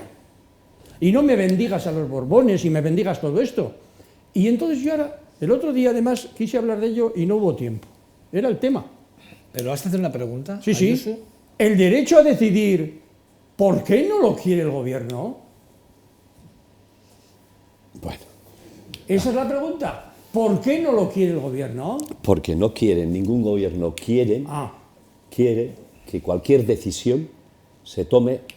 Vamos a ver, aquí vamos a terminar hablando de la tendencia en Europa ya, y yo diría que en todo el mundo, hacia entender el Estado como un Estado cada vez más autoritario, más desligado de la sociedad y más ligado a los poderes económicos y fácticos. Y en la situación actual, incluso dentro de los poderes económicos, sobre todo a los poderes financieros, que son los que ya están dominando. Si partes de ahí, incluso en el propio Parlamento Europeo también se aprecian bastantes rémoras. Ahí hay, vamos a ver, en Europa, por ejemplo, hacia los regímenes totalitarios, están identificados como regímenes totalitarios, o han estado, el nazismo y el estalinismo. No estaba el franquismo. No. Y porque hemos estado, sobre todo en el 15, dimos unas vueltas por allí 2 o 3 veces, se ha creado un grupo de eurodiputados de aquí, del conjunto del Estado, dentro de los cuales están los 2 vascos nuestros, tanto Izaskun Bilbao, del Partido Nacionalista Vasco, como Josu Juaristi de Bildu, pero hay eurodiputados de Podemos, de Izquierda Unida, de RC, de catalanes, etc. Se ha creado un grupo de memoria, es un grupo informal, pero está funcionando. Y por primera vez, ya en documentos de Europa, se vuelve a hablar del franquismo, pero después de bastante tiempo. ¿Por qué? Pues porque en Europa, aparte de ser un parlamento ideológicamente, mayoritariamente conservador, de grupos conservadores, tanto ingleses, españoles, franceses, el franquismo consideraban como asignatura resuelta. Y cuando hemos ido nosotros contando historias, diciéndoles que hay 120.000 en cunetas y tal, diciéndoles que ahí están los hechos de marzo como una demostración clara de la falta de justicia, diciéndoles los fusilamientos del 75, de los que nadie habla, todo esto, y dicen, coño, pero esto entonces, no, esto entonces no. Es que el franquismo no se ha solventado porque los gobiernos franquistas no han querido, los gobiernos, implico también a los gobiernos socialistas, que cuando han estado podían haber hecho, en nuestra opinión al menos, bastante más de lo que hicieron, a partir del 82. Sobre todo cuando Felipe tenía la sartén por el mango con una mayoría absoluta increíble, impresionante, por la ilusión social que se había generado entonces. Pero Josu, ¿tú no crees que en aquel momento con Felipe González había ya... ¿Tú no crees que... aquí está Esperanza Luna, que lo sabrá mejor que nadie, pero probablemente... ¿tú no crees que el gobierno socialista por entonces de Felipe González tuvo muchísimas presiones desde de los políticos fácticos, sobre todo militar, para que no metiera el dedo en la llaga contra la autoridad, y amenazas probablemente, ¿no lo crees? Porque yo leyendo alguna cosa, algunos historiadores que han hablado de la figura de Felipe González, del primer gobierno socialista en este país, algunos hablan de unas presiones pero brutales. Y económicas. Sí, económicas. No solo presiones brutales en el 82 todavía, imagínate. Sale el gobierno socialista, el primer gobierno socialista sale después del primer intento de golpe de los franquistas del 81, ¿no? Aunque fue esperpéntico y aunque fue... Bueno, pero eso es cierto. Quiero decir, y presiones fuertes que venían desde Alemania, porque ya Willy Brandt le estaba diciendo al Partido Socialista por dónde tenía que ir. Seguro. Pero defendiendo intereses económicos. Le voy a dar la palabra a Esperanza, pero antes de darte la palabra a Esperanza, dejadme un poco a conocer lo que tú has dicho. Quería hacer una pregunta. A ver por qué no se ha protestado ahora. Yo tengo una respuesta. En que en estos momentos, en este país, se está fundiendo el legislativo con el ejecutivo, poniendo a dedo fiscales, etcétera, y no levanta la voz nadie. Bueno, sí levanta Eso es precisamente de lo que estamos hablando. No levanta la voz nadie. Los normales de la calle, los que estamos en la calle, la levantamos, pero no estamos en los medios. Todos los representantes a nivel Y de los medios no partidos políticos que debieran levantar, si verdaderamente son democráticos, si verdaderamente están para generar gobiernos que estén por la justicia, por la verdad, por aplicar verdaderamente leyes justas, porque la legalidad muchas veces no tiene nada que ver con la justicia. La ley y la justicia muchas veces chocan. Aquí algunos apelan mucho a la legalidad, solo a la legalidad. Están diciéndolo ahora con Cataluña. Todos los días. Con Cataluña. La ley... Bueno, pues vamos a preguntarnos primero si las leyes son justas y luego veremos si debemos aplicar o no esas leyes, ¿no? Yo quería, un poco a lo que has dicho tú antes, si me lo permites, para que te des cuenta dónde está en el 2008, repito, ayer en este informe, en este documental de la BBC, sale también una encuesta que hace el CIS, en el 2008. No sé si conocéis esa encuesta. No sé. Es una encuesta que hace el Centro de Investigación Sociológica, en el que, a base de preguntas sobre la ley de la memoria histórica, y hay respuestas que dicen que el 79,6% de los encuestados afirmó que durante el franquismo se cometieron violaciones de los derechos humanos. Pero fijaos el dato, hay un 35% afirmó que en aquel tiempo había paz y orden. Pero a otra pregunta, y esta es la más grave, es que, bueno, a otra pregunta no, el 58,2%, estamos hablando del 2008, Vale. El 58,2% dijo que ese régimen tenía cosas buenas y cosas malas. Pues ahí está la ley de Mordaza. O sea, que ya quiero lo estaban decir, aplicando desde cuidado, entonces. esto es 2008. Con la respuesta inmediata. Las encuestas no las dices, las hacen otros y tú estás preguntando lo que ellos han querido. No está fallando de la base. Aquí no tienes base para preguntar tú cómo lo deberías preguntar. José Ramón, que tú me estás dando algo que ha puesto José otro para que Ramón, salga en eso, el 2008, escucha, este informe, que además te recomiendo que te lo veas, es un informe demoledor contra el franquismo, demoledor, y va en la línea en defensa de la plataforma. O sea, va en la línea de decir, no se puede quedar impune los crímenes del régimen del franquismo. Lo dice la BBC en un informe que hace, repito, un informe que es demoledor, pero aporta este dato, como diciendo, hablando de la democracia y diciendo, bueno, cuidado, fijaros cómo todavía en España... La falta de información, la ignorancia, la cultura del olvido, ese 58% que ese es lo dice que iba yo un poco a lo que decía claro. José Ramón. Es que el olvido es brutal. No, es que yo hablaba antes con eso antes de empezar y creo que la historia que se está escribiendo hoy por los historiadores, incluso de aquí, no es real. Y porque hay un tema que no se ha tratado a fondo. Yo viví aquella época, o sea, no puedo decir que es cierto o no es cierto. Sí, lo vi y sé. El silencio. Hubo unos años de silencio y nadie es capaz de nuestros historiadores de hablar del silencio, de la profundidad del silencio, consecuencia del terror y consecuencia del miedo que había. Y eso no duró ni un año ni dos, duró muchos años.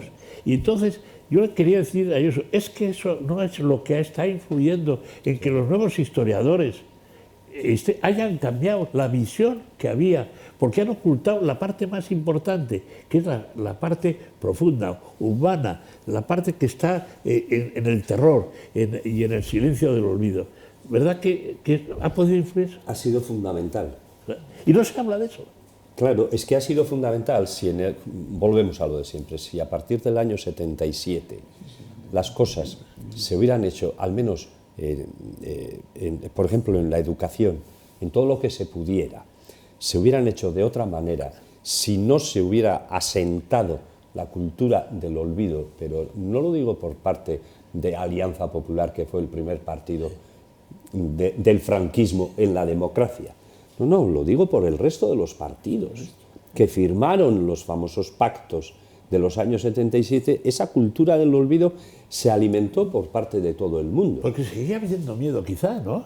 Claro, bueno, posiblemente miedo seguro. Sí, sí. Miedo seguro, pero sobre todo cierto afán de ya, bueno, ya estamos en la democracia, vamos a tirar para adelante, ahora ya podemos decir lo que antes no nos decían, no nos permitían decir, etcétera, vamos a tirar para adelante y luego ya veremos. Sí, oye, Xavier Arzallus en el año 77, cuando se pactaron estas cosas y salió la ley de amnistía, fue el primero en decir que había que olvidar. Sí. Hoy, afortunadamente, el Partido Nacionalista Vasco no lo está diciendo. Sí. Está diciendo que hay que recuperar. Sí. Hay sectores del Partido Socialista también que afortunadamente están diciendo que aquí hay que recuperar. Sí, hay que recuperar. En ¿no? el año, Bueno, José Ramón, en el año 77, yo te certifico José Ramón. que había miedo, déjame que le diga, que había miedo, porque yo te puedo decir que de mi padre, la herencia que tengo, es de quiénes eran los que le habían a la familia, la habían arruinado, y yo conocía a las personas en Vitoria, y era en la edad mía. Sí. claro. José Ramón, vamos a dejar Esperanza. Eso es la verdad. Esperanza, por favor, que es que no. No. Tú Es que hazte yo- hueco, porque no te dejan. Hazte hueco. Yo es que casi, o sea, si volvemos atrás, podemos hablar de Willy el niño que estaba en la Dirección General de Seguridad el día que detuvieron a mi marido y lo tuvieron 48 horas en la Dirección General, en la maravillosa Puerta del Sol. Sí. Y podíamos hablar... ¿De qué año estás hablando, perdón? No, te estoy hablando en este momento, bueno, en los momentos como de el 70 o 60 y tantos serían, ¿no? No, claro, yo tengo que aclarar antes que yo nací en el 31, o sea, que tengo para contarte la historia de España completa, casi desde Lepanto. Bueno, pero vamos, no, entonces... También, como tú has mencionado antes, de pasada, y yo no he podido controlarme, pero bueno, era el tema de los abogados de Atocha, que mi marido colaboraba con ellos, porque entonces nosotros vivíamos en el Pozo del Tío Raimundo, y entonces mi marido pues se llevaba con otros compañeros las cosas de derecho, de regular la documentación de la gente, etcétera, ¿no? Y cada... Un día o dos a la semana trabajaban con el despacho de Atocha. Bueno, puedo decirte cómo recuerdo el cerco terrible a Madrid. Y tengo una cosa en la memoria, porque podíamos extendernos, pues eso, los 85 años, no los pongo por delante. Pero recuerdo que el día que la palabra es tremenda, que se liberó Madrid, que se dice así, el día y así se decía en la escuela, el día que se liberó Madrid, iba yo con mi padre de la mano, no se me olvida, por la calle de la Esperanza, que está próxima a Lavapiés, íbamos a una visita, y entraban camiones con falangistas y tal y cual, y iban unos en una moto, y los falangistas que entraban en las redes dijeron "Arriba España", y toda la gente en la calle teníamos que decir "Arriba España", y hubo uno que no lo hizo. Inmediatamente le descerrajaron delante de mí de un tiro. Yo tenía entonces 6 años. Y entonces me recuerdo perfectamente como mi padre me tapó los ojos. Pero podríamos seguir contando y seguramente personalmente nos gustaría hacerlo y tal, pero a mí ahora en estos momentos lo que me preocupa, de verdad, y me preocupa, y ya olvido todo eso y tal, lo vivido está, pero es el fascismo actualmente. O sea, en estos momentos todo el mundo civilizado, por llamarlo de alguna manera, que se entienda, es de derechas. En el mejor de los casos es de derechas, ¿no? Y a mí porque siempre ahora cuando en las elecciones, tanto norteamericanas como en las otras, se ha hablado tanto de quién ha ganado y tal, a mí no me preocupa que gane un señor. A mí no me importa que haya un fascista. A mí me preocupa que 8 millones de seres normales hayan votado fascismo. Pero eso es miedo y demografía, ¿eh? Lo he dicho antes, miedo y demografía. Esto es que el miedo y la parte demográfica es muy importante. No se asusta con el terror de momento, no. Ni en todas partes, en algunas sí. No, pero perdóname que te lo termine, que si no se me va. Bueno, entonces, a mí lo que me preocupa extraordinariamente es que la gente normal y corriente tenga ahora no el terror como opción, sino una especie de frivolización generalizada, de olvido, de no querer recordar cosas desagradables, es decir, se lleva lo bonito, lo alegre, a todos los niveles. Esto en la vida cotidiana y tal de las personas normalitas pues nos viene muy bien, pero esto traducido a la política, daros cuenta que, por ejemplo, cuando aparecen noticias, información sobre política, son siempre sobre frivolidades y nunca sobre problemas, ¿no? Y claro, eso hace que la gente en masa, 8 millones de personas, que se dice pronto, 8 millones de personas dispuestas a regir y a vivir una sociedad, pues no diré fascista, pero de derecha sí es fuerte. Eso. Es a mí una me reflexión, preocupa tremendamente. Es una reflexión muy importante la que has hecho, porque todo el mundo le estamos dando vueltas a esto. De alguna manera, el otro día, en un pequeño debate que teníamos entre amigos, decíamos, joder, no hay que olvidar, por ejemplo, que en Alemania el nazismo ganó por elecciones. Hitler subió al poder por elecciones democráticas. En los años 30, la crisis social y económica que venía desde los cracks del 29, etc., ahí se creó, aparte de las consecuencias de una mala solución de la Primera Guerra Mundial, con Alemania en concreto, Alsacia, no sé qué, todas las broncas que tenían allí territoriales, ¿no? Pero a Hitler lo erigen la mayoría de los alemanes. Y además la popular, la más baja. Sí. Claro, Sí, señor. claro. Trabajadores, ¿eh? Sí, sí. Muchos. Entonces, eso es porque se da una descomposición social, pero yo creo que hay dos factores que se cruzan, digamos. Hay cierta transversalidad ahí también. La inseguridad de las familias, del trabajador, del hambre, del miedo que había, esa inseguridad lo que genera es un elemento, una solicitud de alguna manera de protección. ¿De protección a quién? Pues a quien con más demagogia me dice a mí lo que tenemos que hacer, porque tal. Y a Hitler se le ocurrió empezar a hablar del Tercer Reich. Entonces, Josu, ¿tú crees que...? En Estados Unidos está ocurriendo algo parecido. Sí, sí, claro, por eso. Josu, eso te iba a decir yo. Por eso he hablado Eso te iba a decir yo. yo. Yo te iba a decir, porque fíjate tú el mensaje de Donald Trump. Pero fíjate qué mensaje tan duro. ¿Quién le ha votado? Precisamente las clases más desprotegidas. Es a las que les van a quitar además la desprotección social, inclusive. Que no, se repite de alguna manera. No, hay otros factores, ¿eh? Aquí los medios de comunicación ya son infinitamente más influyentes que hace 80 años, que los años 30, ¿no? Pero ahora los medios están influyendo mucho. Hay otros factores. Vamos a ver, por ejemplo, el proteccionismo que ahora Donald Trump está lanzando y que le ha llevado a dar un montón de votos, también ese proteccionismo hablaba Hitler, aunque claro sí, más expansivo, ¿eh? También ha empezado a hablar de más expansión, ¿eh? De que las bombas nucleares y el armamento nuclear, no sé qué, y de que tiene que ser Estados Unidos de nuevo quien domine el mundo, quien sea el jefe de la manada, etc.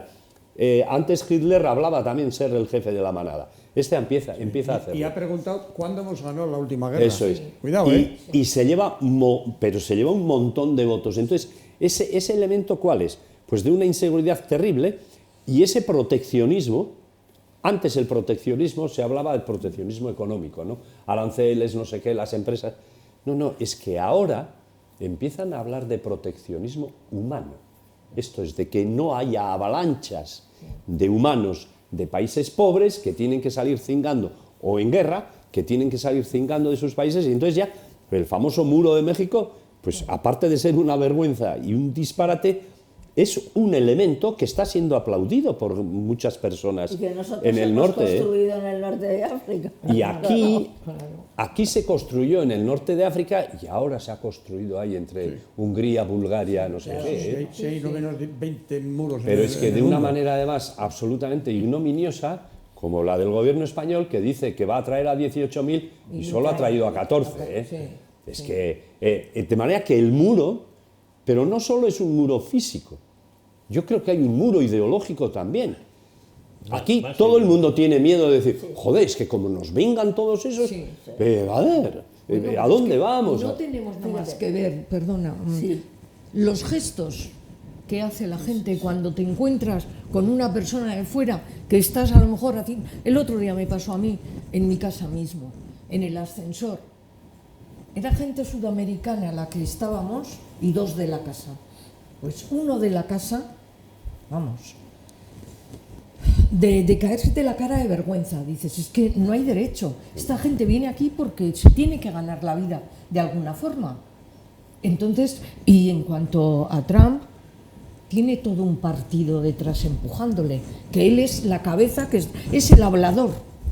¿eh? Claro. De alguna forma es el charlatán de turno. Es el testaferro y encima es un Claro, hombre es el como lo charlatán que de es. Pero turno. mira, en Estados Unidos hay porque es un país con muchas contradicciones, pero el Poder Judicial no está sometido. Ahí está la ¿eh? cosa. No está sometido. Jamás. En una buena parte. Bueno, Sí, sí, ya dentro veremos de los hasta qué sí. punto, ya veremos. No, yo Veremos. creo que tiene una tradición el Poder Sí, Judicial. sí, no, sí, Tiene pero, una- pero ya él lo veremos está hasta qué intentando, punto. ¿eh? Ya se ha cargado la fiscal Sí, general. Él hasta está aquí. intentándolo. Pero por lo Por el menos, dedo. quiero decir, hay un intento. Es que aquí no tenemos un intento. Aquí no. Es que la desgracia que tenemos aquí es que el Poder Judicial se transmitió enterito aquí.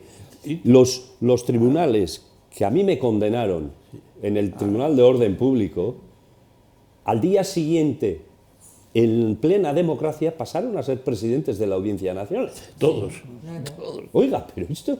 Y el Tribunal Los Constitucional, militares del Consejo de Guerra de Burgos y del Consejo de Guerra que sentenció a Salvador Puig Antich o que sentenciaron a los 5 del 75, ahí están. Ahí están.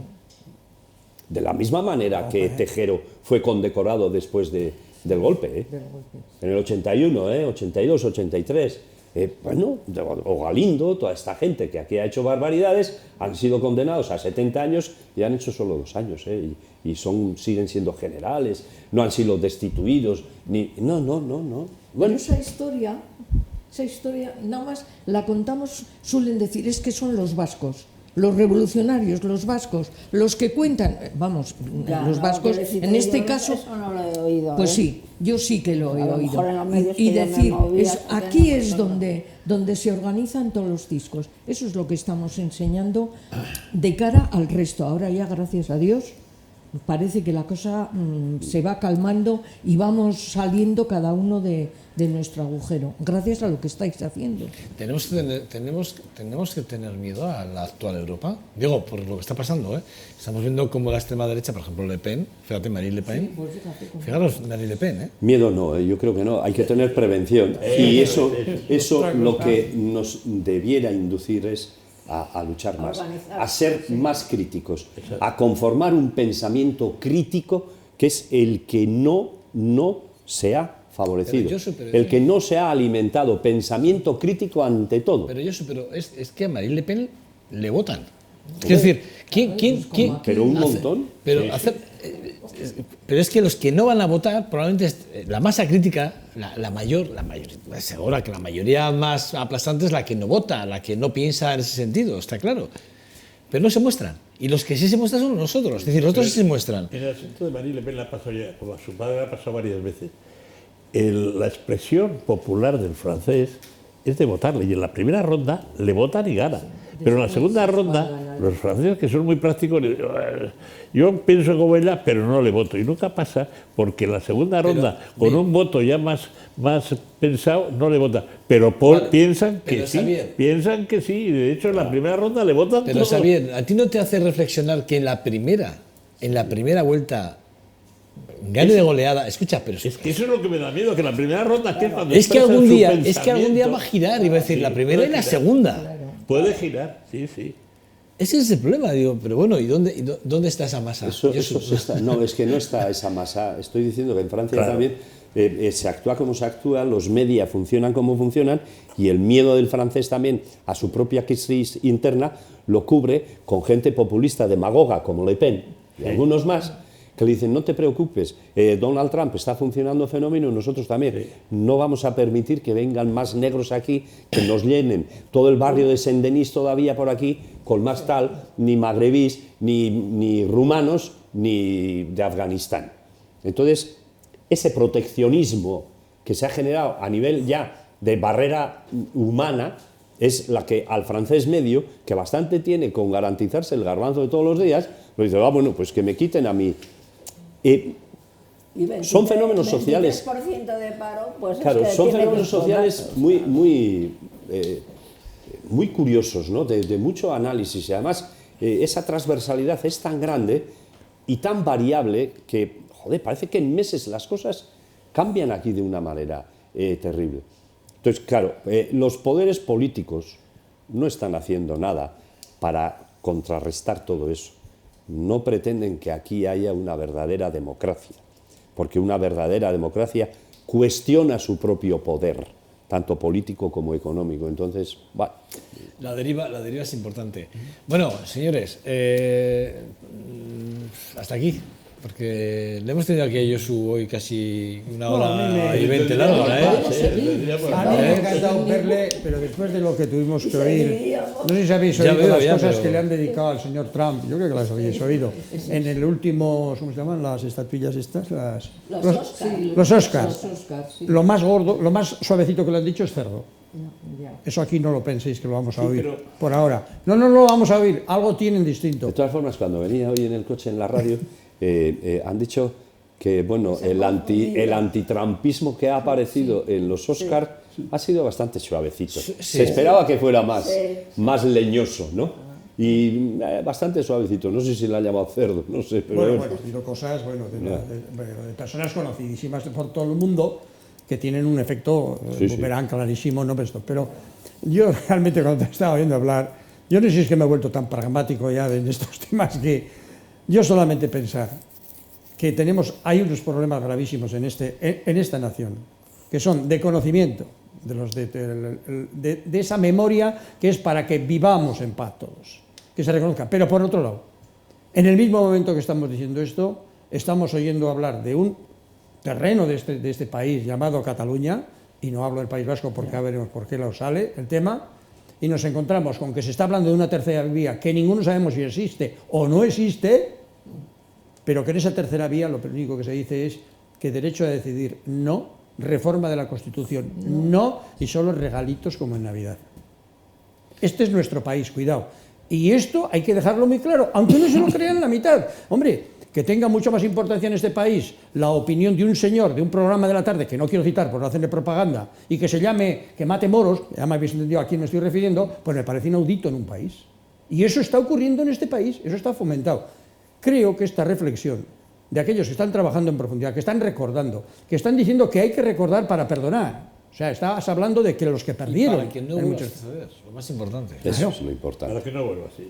Y para que no vuelva, y que la cultura del miedo no puede existir en ese campo precisamente, yo creo que es mucho más importante y que no existen estas gentes. que Yo están cuando he poniendo- empezado mi alegato al principio, que he unido muchas cosas, ha habido una a la que yo no tengo mucho miedo, pero muchísimo. Y lo voy a confesar hoy aquí. Yo le tengo muchísimo miedo. Lo que sucedió en Yugoslavia, yo siempre me pregunto, es que yo no estoy exento, España no está exenta de que mañana pueda estar en una situación muy parecida. Y por lo tanto, me gustaría que si estuviésemos en esa situación, me gustaría que mi Francia o Portugal o el país que sea me recibiese con las manos abiertas y me diera una oportunidad fuera de mi país, que me permitiera llegar con mi familia Eso es lo que me gustaría. ¿Y ustedes? ¿Ustedes en qué piensan? ¿Creen que ustedes están exentos de que esto les pase a ustedes en algún momento? Pues no. No estén exentos. No crean que no. Aun cuando tengan 80 años y su vida resuelta, no están exentos absolutamente de que mañana haya un alzamiento en España. Y esta es una realidad. Porque yo decía, y lo he dicho durante todo el tiempo de la entrevista que está contigo, Josu, sí que es verdad, está constantemente dejándolo encima de la mesa. No estamos ahí. Somos una democracia joven. Todavía estamos con el tema de Cataluña, oímos a algunos, incluso algunos directores de comunicación muy importantes hablando de las intervenciones de la Guardia Civil en el caso de Cataluña. O sea, estamos hablando de cosas muy graves. O sea, todavía hay gente que nos recuerda ese tipo de cosas. O sea, todavía... Por eso decía yo, el tema demográfico, yo te lo decía, porque sí que es verdad, tenemos una población muy envejecida, que a la vez, ¿sabías lo que decías tú? A la vez tiene miedo, porque ya han vivido, como hemos vivido parte de nosotros el franquismo aquí, y tienen miedo a que se vuelva. Entonces dicen, mejor lo malo conocido que lo bueno por conocer. Esta es la situación. Y ante una situación de crisis, que bien las has apuntado tú y yo también, una situación de crisis, de pobreza, ante una situación del más débil, ahí es donde está el caldo de cultivo de las extremas derechas, de las extremas demagógicas, de esas extremas. Claro, porque son las primeras víctimas. Es lo que ha pasado en Estados Unidos, lo que pasa en Francia en esa primera vuelta, lo que pasa en Austria, lo que pasa en Suiza, lo que pasa, en muchísimos países que decimos, no puede ser que la extrema derecha se esté haciendo con un mercado tan importante, el mercado más pobre, que es lo curioso de todo. Porque, mira, yo estoy convencido que si las izquierdas se aliasen, si la izquierda, el proletariado se pusiese a una, aquí nunca hubiese habido un gobierno de derechas. Nunca. Pero el problema es que las izquierdas siempre van cada una a su lado. Ahora mismo no, la derecha no es mayoritaria. No lo digo yo, hay un escritor que tiene 100 años que publicó un libro aquí hace poco en Vitoria y vino y nos lo contó así, como estoy contando yo. Es decir, así, no me acuerdo del nombre ahora. Pero eso se liga a lo que de alguna manera he querido decir antes, ¿no? El Estado cada vez está más separado del conjunto de la sociedad. Porque lo demás, si la mayoría de los partidos políticos que representan a esos ciudadanos tuviera claro que el Estado está para el servicio de esos ciudadanos, ¿qué carajo cuesta volver a cambiar la Constitución en las partes que hagan falta? Si en 15 días cambiaron la Constitución cuando Europa les pidió el déficit. Sí, efectivamente. ¿Qué carajo cuesta replantearse lo que haga falta de una Constitución? ¿Cuál es el miedo a la reforma? Desde una perspectiva de la gente que quiere que la llamada España sigue siendo esa España. La derecha es que todos los que estén en España estén a gusto porque así lo deciden ellos. Bueno, pues cambia la Constitución, plantea las cosas de manera que aquí todo el mundo, o una mayoría muy cualificada, esté de acuerdo, todo el mundo esté de acuerdo en lo que estás planteando. Y te dice, no, eso ya en el 78 ya lo hicimos y todo el mundo votó. Óigame, pero a estas fechas hoy, todo el mundo sabe lo que fue el régimen del 78, que no fue más que un régimen franquista, el que al final se terminaba de implantar aquí, pues como en el gato pardo, cambiaron algo para que no cambie nada. Para que nadie cambie. Entonces, eso fue el régimen del 78. Pero ¿estamos de acuerdo con aquel régimen? Hoy, las generaciones de hoy tienen que tragar aquel régimen, o es que ya es hora de plantearnos los problemas que haya desde Cataluña, que se lo planteen.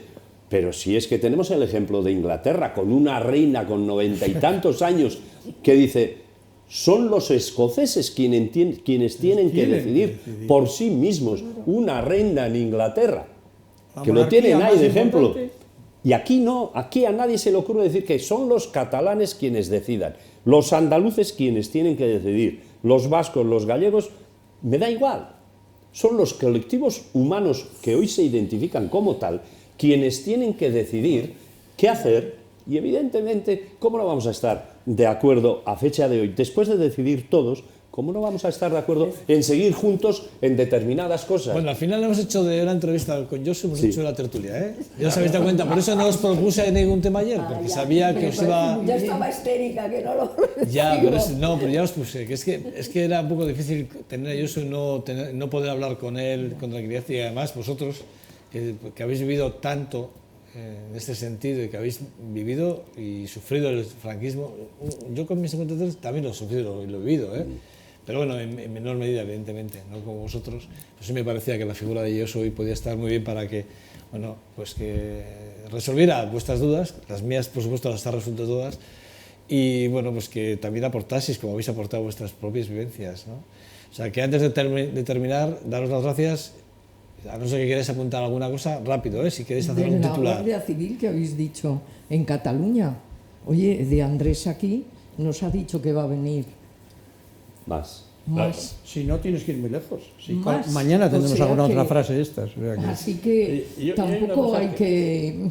Cuando habláis de la gente mayor como nosotros, parece como que somos los que ya nos hemos conformado. A lo mejor os lleváis una sorpresa. Una sorpresa. Que No, gente mira, mayor mira, seguimos Xavier, con las mismas ganas de luchar. No, sí, pero no, mira, verás, yo me voy a explicar, igual me explico mal. El asunto es, con el tema del Brexit, que os acordáis que lo hablamos, realmente el Brexit, lo que ha pasado en Inglaterra es que realmente en Reino Unido, quien pudo, por encima de la masa más importante, que es la gente joven, fue la gente mayor.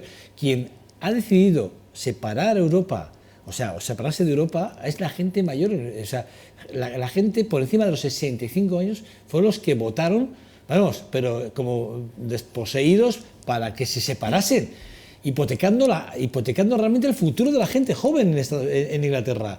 O sea, quiero decir, ¿y aquí qué pasa?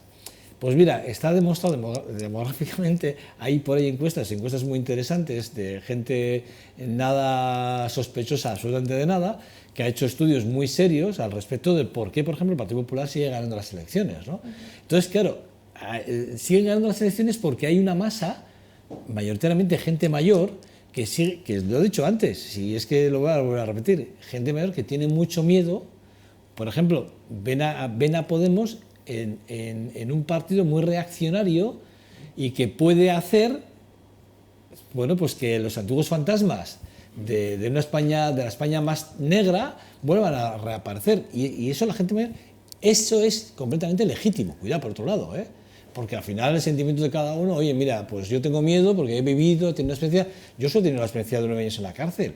Pues, hombre, no le hemos preguntado por su vivencia en la cárcel, pero con toda probabilidad, pues en algunos momentos, con toda probabilidad, a Josu, y si no sé si me corriges, probablemente Josu en muchos momentos, ese miedo, ese terror a volver a estar entre rejas, de forma diferente, pero volver a estar, o que haya una represión a la que él la ha sentido en sus propias carnes, pues hombre, pues igual le haga en un momento determinado, bueno, pues sí, en este caso, en el caso de Josu, ha hecho el efecto contrario, se viene arriba y dice, no, pero mucha gente dirá, no, ostras, cuidado, no quiero, a eso me refería, no sé si te lo he explicado. normal. Que sí, pero que hay otra mucha gente.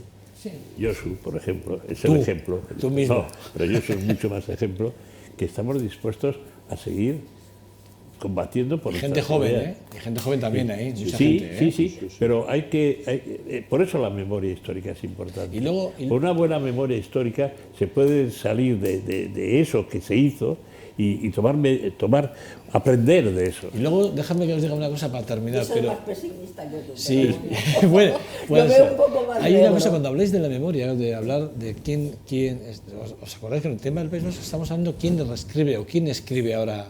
Claro, es ese cuidado con ese tema, porque el tema del franquismo, hay historiadores que tienen tendencia política y hay historiadores que tienen tendencia política. O sea, quiere decir, y depende de qué historiador escriba parte de la memoria, su visión personal también la plasma.